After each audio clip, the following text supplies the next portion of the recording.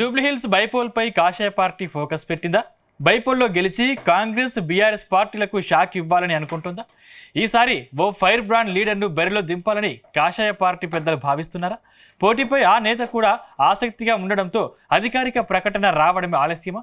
ఇంతకీ కమలం పార్టీ నుంచి బైపోల్ రేస్లో దిగే లీడర్ ఎవరు?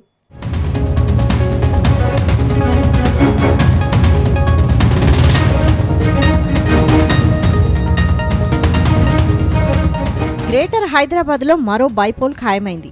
జూబ్లీహిల్స్ ఎమ్మెల్యే మాగంటి గోపీనాథ్ మరణంతో ఉప ఎన్నిక అనివార్యమైంది. బైపోల్లో గెలిచేందుకు కమలం పార్టీ కసరత్తు మొదలుపెట్టింది.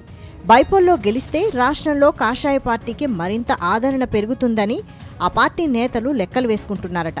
తాజాగా బీజేపీ రాష్ట్ర చీఫ్గా రామచంద్రరావు బాధ్యతలు స్వీకరించారు.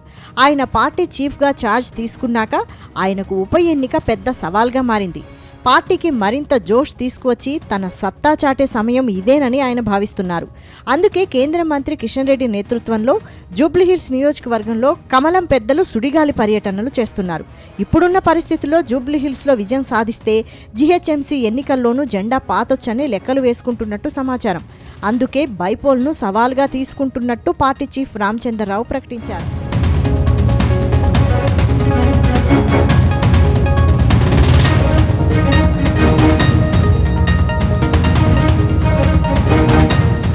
అసెంబ్లీ ఎన్నికల్లో జూబ్లీహిల్స్లో గులాబీ జెండా ఎగిరింది. అంతకు ముందు ఓసారి అక్కడ కాంగ్రెస్ పార్టీ గెలిచింది. జూబ్లీహిల్స్ కొత్త నియోజకవర్గంగా ఏర్పడ్డాక ఒక్కసారి కూడా అక్కడ బీజేపీ జెండా ఎగరలేదు. దాంతో బైపోల్లో ఎలాగైనా కాషాయ జెండా రెపరెపలాడించాలని కాషాయ పెద్దలు భావిస్తున్నారట.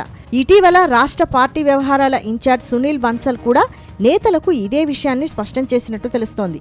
దాంతో జూబ్లీహిల్స్లో ఎలాగైనా గెలవాలని రాష్ట్ర నేతలు జూబ్లీహిల్స్పై దండయాత్రను మొదలుపెట్టినట్టు తెలుస్తోంది. తాజాగా జూబ్లీహిల్స్ నియోజకవర్గంలో కేంద్ర మంత్రి కిషన్ రెడ్డి పర్యటించారు.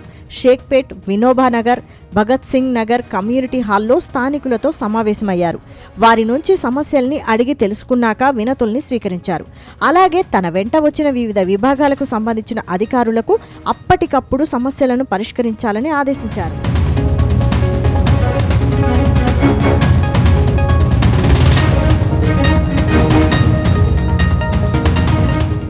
జూబ్లీహిల్స్పై కాంగ్రెస్ బీఆర్ఎస్ పార్టీలు కన్నేశాయి. సిట్టింగ్ సీటును కాపాడుకునేందుకు గులాబీ పార్టీ కసరత్తు చేస్తోంది. ఇప్పటికే మాగంటి కుటుంబంలో ఎవరికైనా టికెట్ ఇచ్చే ఆలోచన చేస్తోంది. మాగంటి ఫ్యామిలీ మెంబర్కు టికెట్ ఇస్తే ప్రజల్లో సానుభూతి వర్కౌట్ అవుతుందని లెక్కలు వేసుకుంటోంది. మరోవైపు మాగంటి ఫ్యామిలీ కాకుండా మరో ఇద్దరు నేతలు కూడా టికెట్ కోసం పోటీ పడుతున్నారు. అయితే వీరిలో గెలిచే అభ్యర్థికే టికెట్ ఇస్తే సిట్టింగ్ సీటును కాపాడుకున్నట్టు అవుతుందని భావిస్తోంది. మరోవైపు కాంగ్రెస్ పార్టీ కూడా జూబ్లీహిల్స్ అభివృద్ధిపై ఫోకస్ పెంచేసింది. ఇప్పటికే పలువురు మంత్రులు నియోజకవర్గంలో పర్యటించారు. ప్రజా సమస్యలను పరిష్కరించాలని ఆదేశించారు. అయితే కాంగ్రెస్ పార్టీ నుంచి టికెట్ రేసులో చాలా మంది లీడర్లున్నారు. మైనారిటీ వర్గానికి చెందిన ఫిరోజ్ ఖాన్, మాజీ మంత్రి షబ్బీర్ అలీ, ఫయీం ఖురేషీ లాంటి లీడర్లు టికెట్ కోసం ప్రయత్నాలు చేస్తున్నారు. మరోవైపు అంజన్ కుమార్ యాదవ్, నవీన్ యాదవ్ కూడా టికెట్ కోసం లాబియింగ్ చేస్తున్నారు. దాంతో గెలుపు గుర్రానికి టికెట్ ఇచ్చేందుకు సర్వే కూడా చేయిస్తున్నట్టు తెలుస్తోంది.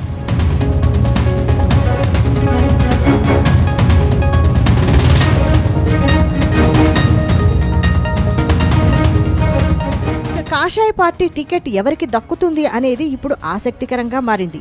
ఈసారి బీజేపీ టికెట్ను ఫైర్ బ్రాండ్ మాధవీలతకు ఇచ్చే ఆలోచనలో కమలం పార్టీ పెద్దలున్నట్టు తెలుస్తోంది. ఇప్పుడు బీజేపీలో మంచి వక్తగా మాధవీలతకు పేరుంది.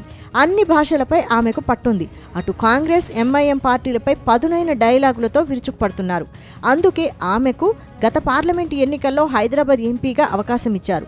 దాంతో రంగంలోకి దిగిన మాధవీలత పాత బస్తీలో బీజేపీ జెండాను రెపరెపలాడించారు. ఒకానొక దశలో ఎంఐఎం అధినేత అసదుద్దీన్ ఓవైసీని ఓడగొట్టినంత పనిచేశారు. ఇప్పుడు జూబ్లీహిల్స్లో ముస్లిం ఓట్లు గెలుపు ఓటంలను డిసైడ్ చేసే స్థాయిలో ఉన్నాయి. దాంతో మాధవీలతను బరిలో దింపితే హిందూ ఓటర్లను ఒకతాటిపైకి తేవొచ్చని ఆలోచిస్తున్నారట. అయితే జూబ్లీహిల్స్లో పోటీపై ఎంఐఎం పార్టీ ఇంకా ఎలాంటి నిర్ణయం తీసుకోలేదు. కానీ బీజేపీ మాత్రం మాధవీలతను బరిలో దింపి సత్తా చాటాలని అనుకుంటోంది. మొత్తంగా మాధవీలత రంగంలోకి దిగితే మాత్రం అన్ని పార్టీలకు టెన్షన్ పుట్టడం ఖాయమనే టాక్ వినిపిస్తోంది.